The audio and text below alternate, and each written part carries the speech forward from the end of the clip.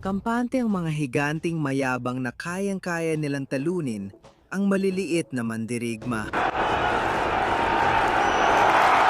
Tumangging matatapang na David at tanggapin ang kahihiyan at humakbang para parusahan ang aroganteng Gulayat. Pinapatunayan dito na hindi sukatan ng laki. Si Mighty Mo, isang Samoang bolang pandurog na may timbang na 129 kilo, kaya magpadala ng kahit sino sa kabilang buhay gamit ang kanyang mga kamaong parang nuklear. Isang araw, binigyan siya ng mga tagapag-ayos ng madaling kalaban.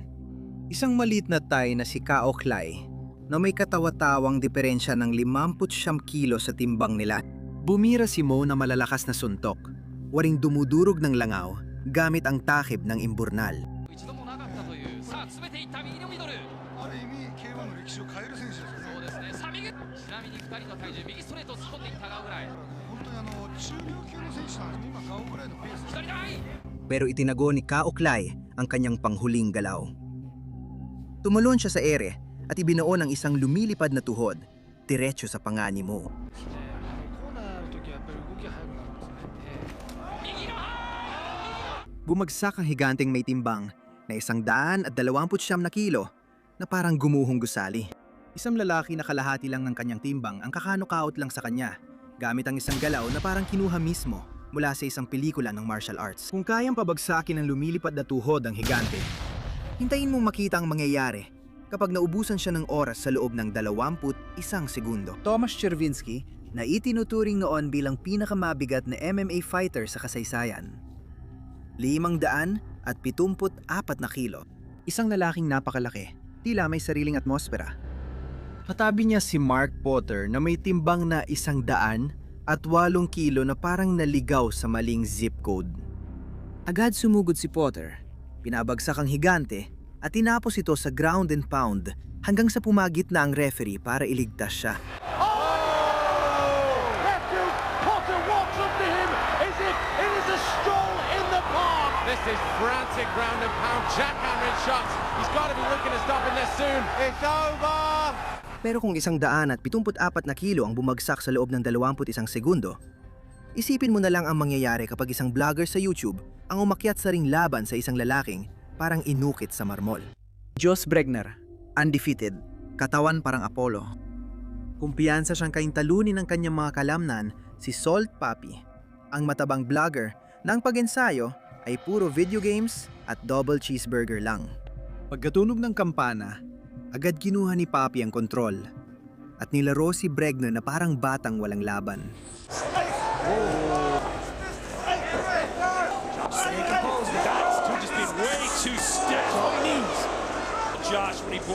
Sa huli, pinabagsak niya ang dambuhalang may pang-olimpikong katawan diretso sa impyerno gamit ang isang suntok na walang sinuman ang nakakita na darating.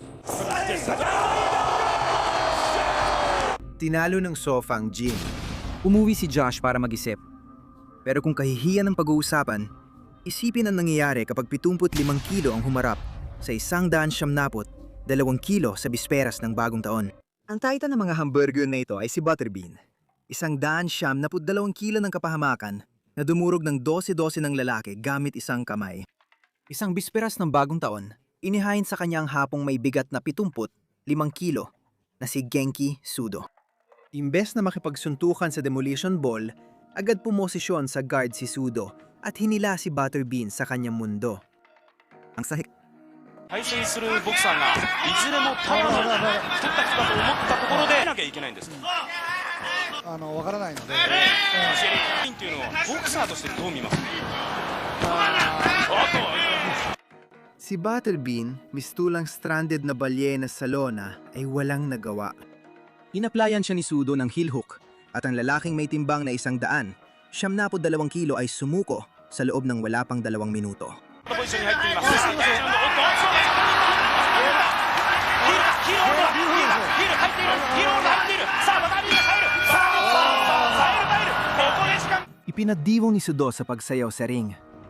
Naupo lang si Butterbean, nagtataka sa nangyari. Pero hindi pa tapos ang bangungot ni Butterbean. May isa pang mas maliit na lalaking nag-aabang para sirain ang kanyang mga binti. Si Batoybin pa rin ang hari ng 4 na round na laban at handang kalunin si Mike sa loob ng 4 na round. Pero may ibang plano si Mike para sa higante. Mula sa unang tunog ng kampana, maingat na sinimula ni Bernardo na wasakin ang mga binti ni Butterbean gamit ang malalakas na low kick. Bawat tama ay may nakakakilabot na tunog. Kitang-kitang nagpapalambot sa pundasyon ng higante na parang mainit na tubig sa yelo. サローキック、右フック吸収します。大きな武器となっているこの脂肪。ローキックの連続、痛がっている、痛がっている。ローが効いている。さあそれでも前に出る。その注目の第1ラウンド、2分が経過し、さすがアメリカボクシング。しかし効いている。左足が効いている。左のフック、パンチ曲がっていった。さあ効いている。膝切り。さあどうだ。さあどうだ。あと3秒、2秒、1秒、もつかの。 Sa ikalawang round, habang wasak na ang mga binti ni Butterbean at halos hindi na siya makagalaw, nagpakawala si Bernardo ng isang perpektong sipa sa ulo na tumama ng diretso sa bunggo ng higante, dahilan para mawalan siya ng malay. 9月は165キロ。May mga higante na natututo kapag nabubugbog, pero si Akebono mas matagal bago matuto. Ang higanteng ito ay tinatawag na Akebono, isang dating yokozuna ng sumo na may timbang na 227 kilo na nagpasya matapos mangibabaw sa dojo ng maraming taon na pararangalan niya ang mundo ng kickboxing gamit ang kanyang napakalaking presensya. Isang araw, nakaharap niya si Remy Bonjasky, ang lumilipad na gentleman. Halos 109 kilo lang ng purong Olandes na husay sa kickboxing. Agad na ginamit ni Akebono ang kanyang mga taktika sa sumo. Tinutulakat ni Yuyugjug niya na parang nakalimutan niyang hindi yon dojo at may totoong suntok na kasama.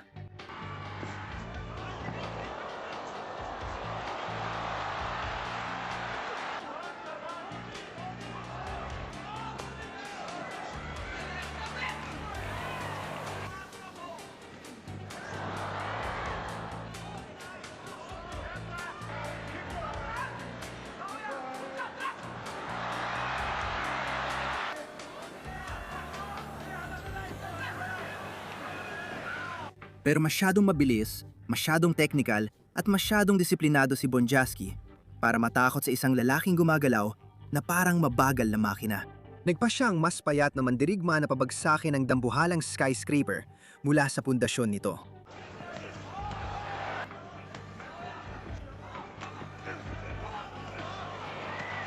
Nagpakawala siya ng isang nakamamatay na mataas na sipa na nagpadala sa higanting may 227 kilo na bumagsak sa lona. Agad na magitan ng referee habang nahirapan si Akebono maintindihan ang nangyari.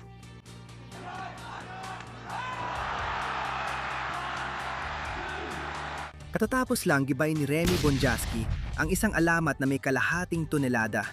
Gamit lang ang bilis, eksaktong galaw at tamang tempo. Bob Sapp. 170 kilong naglalakad na planta ng chemical. Pero ito ang twist. Sa laban na ito, siya ang pinakamaliit. Binala ni Akebono ang pamilya niya para sa debut niya. Isang malaking pagkakamali. Wait! Akebono! See that very often. Bob Sapp traditionally is the aggressor in all of his fights. Fight. Bob Sapp, another low kick. I like how Akebono just pushes Bob Sapp away and says, nice low leg kick landed by Sapp. Oh, nice right hand. Akebono, he just shoves Bob Sapp. Napansin agad ni Sapp na walang depensang kalaban. Kaya sunod-sunod siyang nagpakawala ng malalakas na suntok na parang may matinding galit. And then he holds his hands. How about that? Oh no! Is dead. Parang punong roble, pinabagsak niya si Akebono. Pagkatapos, muli siyang bumagsak sa sahig na nakadapa. Parang dambuhalang palakang nagpapahinga. Finish Akebono in his first round. 10 seconds remaining. Oh, 1-2 combination. That is... Pero malinaw na kailangan ni Akebono ng ikatlong opinyon dito. Sa puntong ito, dapat naka-speed dial na ni Akebono ang therapist niya dahil halatang galit sa kanya ang mga tagapag-ayos ng laban. Sa pagkakataong nito, itinapat sa kanya si Royce Gracie, alamat ng Brazilian Jiu-Jitsu na may 82 kilo at ginawang palaruan ang unang yugto ng Ultimate Fighting Championship. 82 kilo laban sa 200 at 27 kilo. Isang diferensya ng 100 at 45 kilo. Simula pa lang, agad nagsara ng distansya si Royce at nakuha ang hawak niya. Ipinakita ni Gracie ang itim niyang mahika, kahit kalaban ng lalaking halos 3 beses ang laki kaysa sa kanya. いや回らないと思う三角は決まらないと思ったんですけど重くなったっていうわけなんですけど足を掴んで左に持ち上げる揚げ物の腕が伸びた揚げ物伸びたさあ入るかアームバーだ腕が伸びている Ngayong napatunay ang problema si Akebono, formal na nating ipakikilala ang isa pang kontrabida sa video na ito, si Bob Sapp. Yung panahong yun ng kanyang karera, 2 beses nang na-knockout ni Bob Sapp ang 4 na beses na kampiyon ng K1 na si Ernesto Hust. Itinuturing siyang di matalo, pero hindi sangayon si Ray Sefo. Sumugod si Sapp na parang bulldozer habang bumabato ng malalakas na suntok. Nakaligtas si Sefo sa unang round at mainat sa pagpili ng suntok.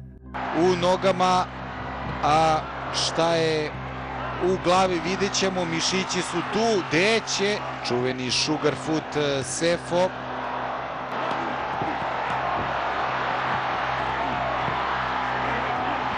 Bob Sapp, Rea Sefo, ugao. Ovo je šampion, pogledajte. Sa 29 na segundo ng ikalawang round, tumama si Sefo ng isang napakalakas na kanang suntok na counter sa panga ng higante at bumagsak ang halimaw sa lupa. Ko preživi, pričat će Ray Sefo za sada uspeva da opstane. Pinatunayan nito na ang pagiging isang bangungot na may timbang na 100 at 58 kilo ay walang saysay. Kapag may mandirigmang may tunay na teknika na nagpasya na tama na. Pero hindi lang si Sefo ang may plano para pahiyain ang halimaw. Dahil ang karaniwang tao na may pinakamapanganib na itsura sa mundo ng combat sports ay may laban kay Sapp, Ikuisa Minowa. 84 na kilo. Para lang siya ordinaryong namimili sa supermarket. Sa ring, professional siyang tagapabagsak ng higante. Si Sapp ay mas mabigat sa kanya ng 86 na kilo at magagamit niya ang 2 Minowa na parang barbell. Hindi naman ito iniinda ni Minowa. Agad niyang tinangkang ibagsak at hinila ang higante sa lona. Right from Minowa Man. Single leg here from Minowa Man. Can he get Bob Sapp down? They go to canvas. This is exactly where Minowa. They can choke perhaps. Minowa Man slips out of actually there. good for Minowa. He can turn it up if he gets his hips underneath him. Yumipat siya sa likod ni Sapp, inilapat ang isang matinding Achilles lock. At ang halimaw na may timbang na 100 at 70 kilo ay sumuko sa isang lalaking parang accountant niya. Minowa Man coming Here by. he's going for it. He's going for it now.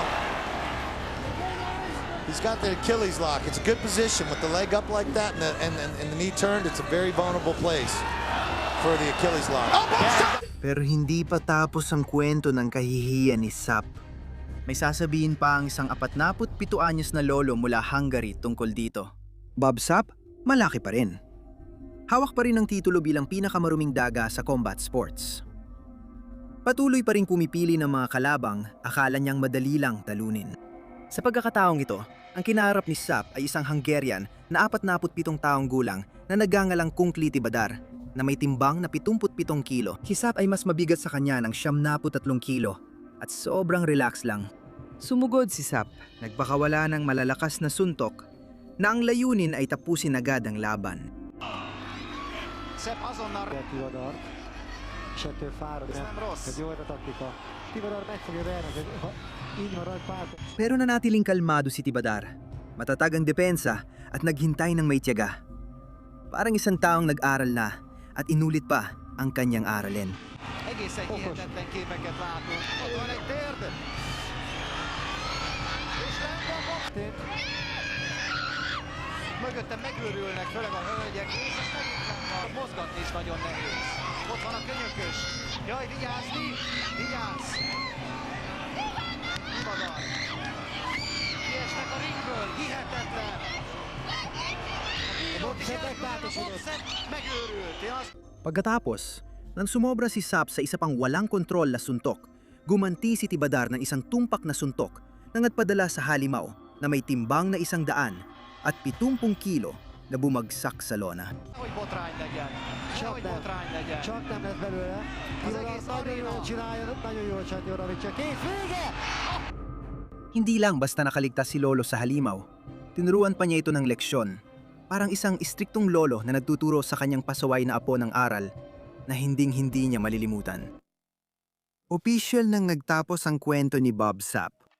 Pero paanong lalaking nagpasya na hindi lang isa, kundi dalawang higante ang talunin sa isang gabi? Jan Norge, isang higanteng taga South Africa na may taas na 2.11 metro at timbang na 151 kilo. Isang lalaking tulad ni Jan Norge, higanteng taga South Africa. 2.11 metro at 151 kilo. Si Sukutju ay isang light heavyweight na may timbang na 93 kilo at dehado ng 28 sentimetro at 58 kilo. Parang nakakatawang sketch ang itsura. Matapang numatake si Sukutju. Pinabagsak ang higante at sunod-sunod na sinuntok. Kaya napilitang pumagitna ang referee para iligtas si Norge. Sokaju takes him down inside the half guard. Untaki, big right hand, almost put him through the canvas. Yama trying force the cover up, but he is copying an absolute beating. Sokaju just monstering him. It's all over. It's all over. Oh, Sokaju losing the. Isang round at higante ang nawasak. Pero narito ang susi. Hindi pa ito tapos. Sa parehong gabi sa parehong pavilion at ang parehong Sukutju. Pero sa semifinals, naghihintay sa kanya ang mismong halimaw. Bob Sapp, 159 na kilo ng puro kalamnan. Kagagaling lang ni Sokutju sa pagdurog ng 151 kilo na higante. 20 minuto ang nakaraan at hindi pa rin siya bumabagal. Sa unang tunog ng kampana, agad umatake ang Afrikanong mamamatay tao. Ayaw bigyan ng pagkakataon si Sapp. Palaging umiikot at nagpapakawala ng suntok. 오늘 노브레이키. 자, 1라운드 시작까지 나오는 스쿠즈. 밥샵. 자, 밥샵의 전진 러쉬. 치고 중심 잡고 있는 밥샵인데요. 아, 라이트 크게 빗나갑니다. 어울 지르면서 밥샵. 자, 다리 하나 낙하채면 했는데요. 자, 이제 매질이 시작이 되나요? 네. 자, 파운드. Nang subukan siyang hawakan ni Sapp, biglang nag-takedown si Sukutju at ibinagsak sa lupa ang halimaw na 100 at 59 kilo na parang sako ng basang semento. 자, 해머리 파운드 여차 들어갑니다. 아, 웅크리고 처음부터입니다. 레프리 스탑. Opisyal ng naging si Sukutju ang pinakamapanganib na mukhang ordinaryong tao sa kasaysayan ng combat sports. Si Hongman Choi, ang napakatangkad na Koreano na may taas na 2.18 metro at timbang na mahigit 158 kilo. Isang lalaki na ilang taon nang isinusulat ang pangalan ng mga kalaban niya sa Death Note at pinagmamasdan sila mula sa taas. Kahit si Badr Hari, ang kasalukuyang kampiyon ng heavyweight sa K1, ay kinailangang tumingala talaga nang pumasok ang lalaking ito sa silid. 4년생입니다. 자, 신장차가 한 20cm가량 나고 있는. Hindi nagpadaig si Choi. Malakas ang suntok niya kaya natumba si Badr sa lona. Agad tumayo si Badr at binugbog ang higante na mababangis na suntok sa katawan. Parang naghuhukay ng bundok gamit ang sariling kamao. 들어가다가 카운터를 맞을 수 있으니까요. 자, 면 좌호 구수마 오히려 뒤로. 자, 자, 로킥. 해준 다음에 들어가는 게 좋은데요. 장은 선점을 하고 있습니다만 나르도 위기를. Sa pantatapos na ikatlong round, halos hindi na makatayo si Choi. Nang makita ng kanyang kampo na parang buhay na leksyon ng anatomiya ang kanilang tao, agad silang gumawa ng hindi pa nagagawa noon at itinapon ang tuwalya. 계속 돌입이 됐는데요. 네. 여기에 파울을 선언합니다. Pinatunayan ni Badr Hari na pati ang pinakamalalaking higante ay may lamang loob. Pwedeng atakihin at sirain ng lubusan ang mga lamang loob na yon. 6 na taon nang malayo si Hongman Choi sa combat sports. Marahil para makabawi o pag-isipan ng kanyang mga desisyon, siguro pareho. Bumalik siya. 2.18 metro pa rin ang taas niya. Dala pa rin ang aura ng pagiging hindi matalo at itsurang parang gusaling may guwantes. Ang kalaban niya ay si Carlos Toyota. 30 sentimetro ang mas mababa sa kanya. Maingat tumikot si Toyota, ngunit naisip niyang labis ang pag-iingat niya. Sumugod siya at tumakbo ng buong bilis. Tinulak ang higanteng Koreano diretso sa gasolinahan. 들어갑니다. 들어갑니다. 탈탈타. 정답. 불꽃이 튀깁니다. 나타나. Abril 30, 1970, tatlo ginanap ang unang final ng K1 World Grand Prix sa kasaysayan. Ernesto Hust, na magiging 4 na beses na pandaigdigang kampeon, ay hindi pa alamat noon at si Branko Sikatic ay malapit na mag-ukit ng kasaysayan. Si Hust ang kumukontrol sa takbo ng laban. Malapit nang matapos ang round at mukhang siya ang panalo.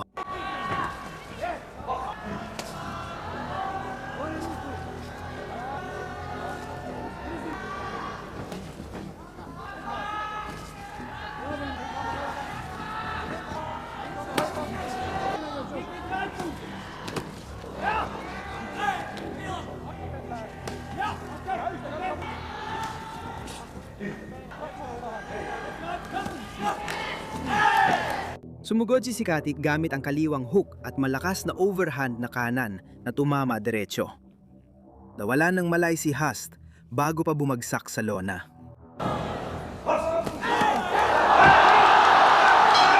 Pinalo na ni Levaner si Hunt dati. Ilang beses niya itong napabagsak, kaya nang piliin ulit ni Hunt si Levaner sa final ng K1 Grand Prix. Inisip ng buong stadium na nababaliw na si Hunt. Sa unang kampana pa lang, halata na ang kumpiyansa ni Levaner.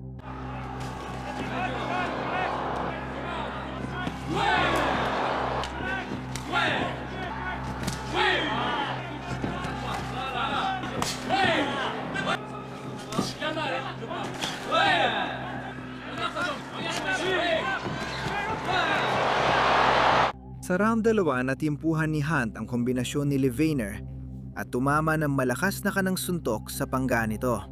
Bago pa bumagsak sa lona, nawalan na ng malay si Levaner.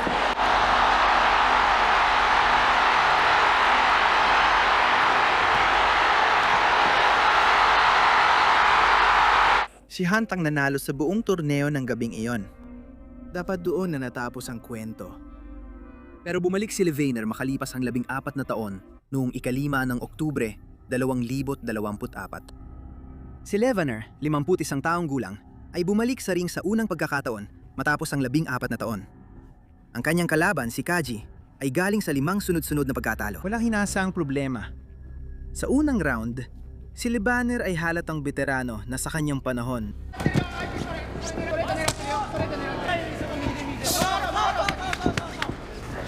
Pagkatapos, sumugod si Kaji. Naipit niya ang alamat sa mga lubid at nagpakawala ng isang sipa sa ulo na perpekto ang timing. Nawala ng malay ang pinuno ng kauno.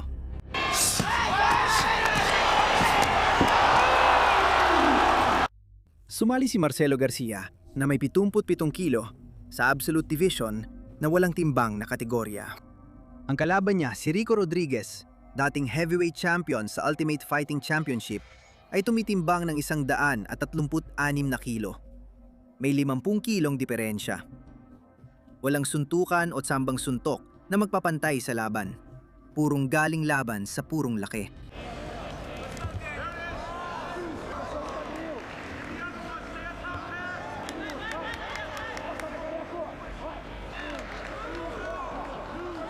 Ginamit ni Rodriguez ang laki niya para durugin at kontrolin si Garcia. Pero si Marcelo ay kumilos na parang tubig. Dumadaloy mula sa isang posisyon sa iba. Hindi hinayaang makuha ng heavyweight ang kontrol.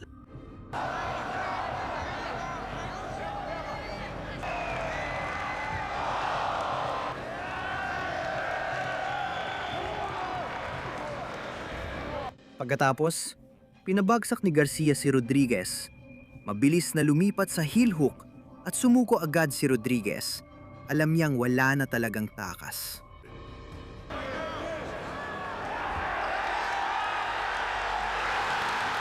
Igor Bobchanchin, isang Ukrainian na demolition ball na may timbang na 100 kilo. Isang prinsipyo, sumugod at wasakin ang lahat. Ang kalaban niya si Fred Floyd na may timbang na 160 kilo ay tinangkang takutin siya bago ang laban. Pero hindi na tinag si Igor. Binigipit siya ni Floyd sa ring, pero gumanti si Igor ng mababagsik na kombinasyon na tinarget ang mahihinang bahagi ng higante. After him, wow! Fisker just flying all over a knee to the side. Both these fighters going all out. They are not going to grapple in this one. Both fighters going in. At tuloy na gumalaw si Floyd hanggang sa ang sarili niyang bigat ang naging dahilan ng kanyang pagkapagod. Pagkatapos, pinakawala ni Igor ang kombinasyon na nagpawala ng malay sa higante sa isang suntok. In the capital city, and this has just been one great bout as they go almost to the 13-minute mark. Again, no time limit, so these guys will fight until one of them cannot no longer continue either by knockout or submission. And right now, Igor going away with the right hooks, this time with the left, he is tapped out. Brad Floyd has said he's had enough. Sa oras ng laban na ito, si Andrei Arlovski ay isa ng pitbull, isa ng napakadelikado at batikang mandirigma, kaya halos imposibleng hamon nito para sa kanyang kalaban. Ang kalaban ay si Vyacheslav Datsik, 16 taong gulang at debut niya bilang profesional. Buong unang round, si Pitbull ang namayani at tinanggap lang ni Datsik ang mga suntok. Kitang-kita ang agwat ng karanasan kahit saan ka sa arena. And gets taken down, and it's a wild and woolly. He may be in danger of being submitted in this position. But I knew it really well. Look at him pulling. Zach. Here I come. Go. I want, like, this is the infamous lunch money fight.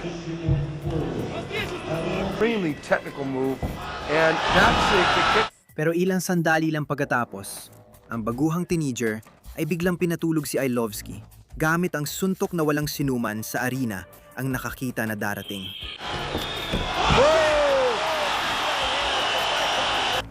Ang 16 na taong gulang na binata ay kaka-knockout lang ng isang magiging kampeon ng Ultimate Fighting Championship. Noong 2014, isang 17 taong gulang na binata na nagangalang Tenshin Nasukawa ang nagdebut bilang profesional. Ang estudyanteng magiging isang pandigdigang bituin ay nakaharap kay Tomo Aramatsu. 9 na taon ang tanda sa kanya na inaasahang madaling mananalo.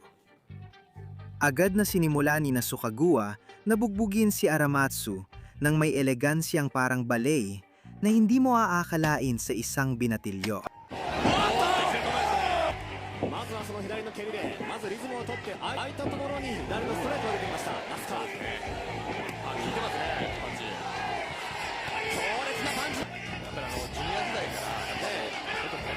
Dahil hindi siya yung tipo na nagsasaya ng oras, hindi na nagpaligoy-ligoy ang batang henyo at agad niyang pinakawala ng pinakamabangis niyang mataas na sipa ng gabi, dahilan para man-knockout si Aramatsu.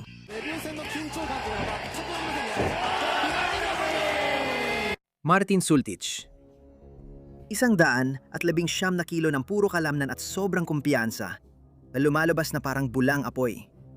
Naggalaw ng galaw ang mga kamay at walang kahit anong respeto sa lakas ng kanyang kalaban.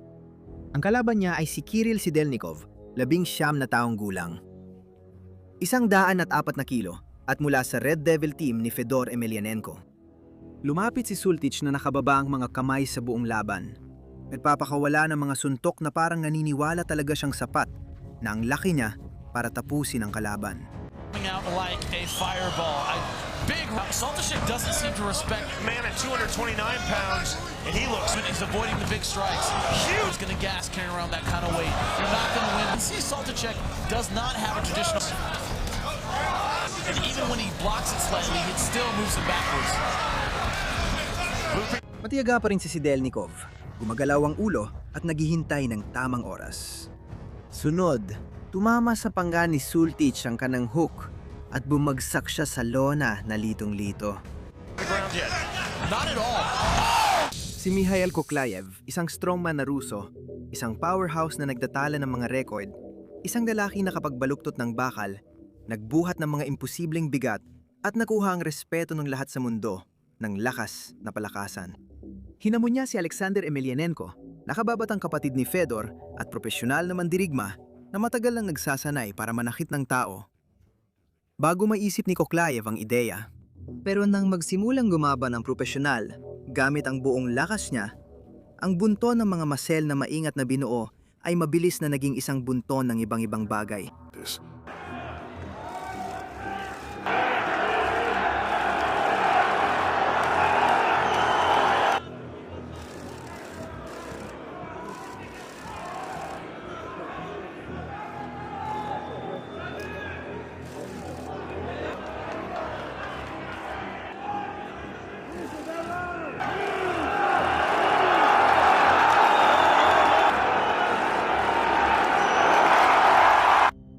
Mariusz Pudzianowski, 5 beses na pinakamalakas na tao sa mundo. Isang pangalan na kilala sa buong mundo ng strength sports. Dumating siya na may plano na pabagsakin si Peter Graham sa pamamagitan ng pagdurog sa kanya gamit ang mga suntok na parang martilyo at ang bigat ng sarili niyang katawan. At sa halos buong unang round, gumana ito. Trzeba się ruszać, trzeba kiwać. Szykuje tego prawego luja, będzie sprowadzenie! Na wykluczaniu. Na wykluczaniu, na paraliżu. Wszystkim rywalem Mariusz Pudzianowski, a to chyba nie jest do końca rozsądne. Rozsądne jest szukanie partnera. Mało czasu, a więc szarp do góry Mario. Nie! Nie w ten sposób. Ale odpowiedział sierpowy. Odpowiada i znów rusza, ale znów Bardziej efektywnie pracuje nad twarzą Mariusza Pudzianowskiego. Mariusz Pudzianowski ma możliwości, aby z tej pozycji wyjść. Nie jest w stanie także w tej... Sa ikalawang round, nagdesperadong takedown si Pudzianowski, pero nabigo at natapos siyang nakatihaya na walang depensa. I to będzie chyba egzekucja na Polaku. Peter Graham idzie po zwycięstwo w main evencie. Mnóstwo tych ciosów młotkowych, teraz łokci i za chwilę przerwie walkę Tomasz Bronder, dlatego że Pudzianowski nie odpowiada.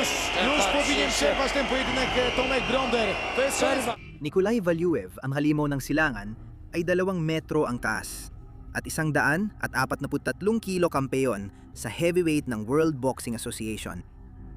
Katabi niya, si David Haye na may 95 kilo ay mistulang cruiserweight na nagkamali ng kategorya. Pero hindi siya pumunta para magpatakot sa laki ng katawan. Switch will move over back.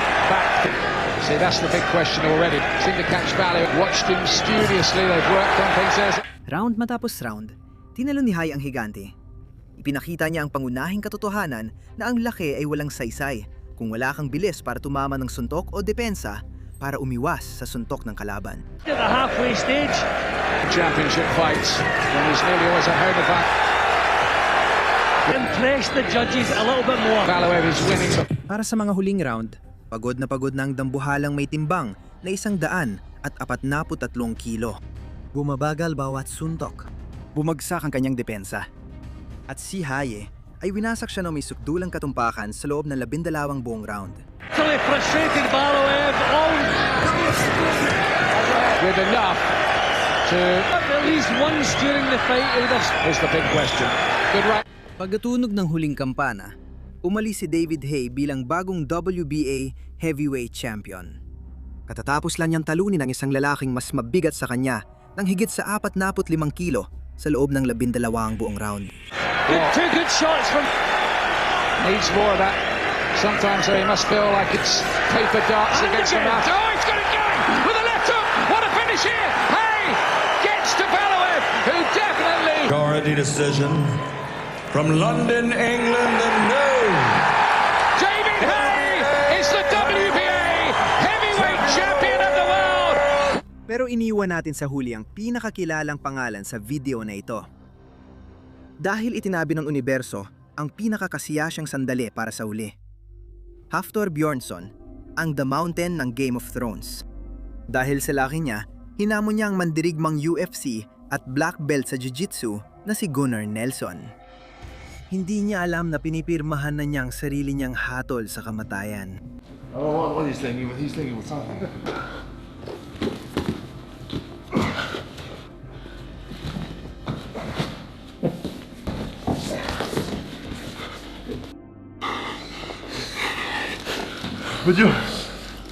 Pumulupot siya kay Bjornsson parang anaconda.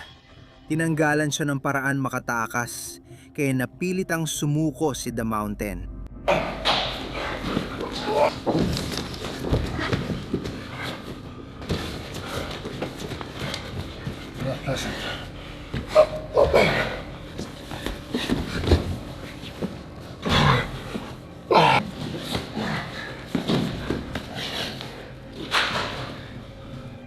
Kahit ang pinakasikat na higante sa kasaysayan ng telebisyon ay sumuko rin.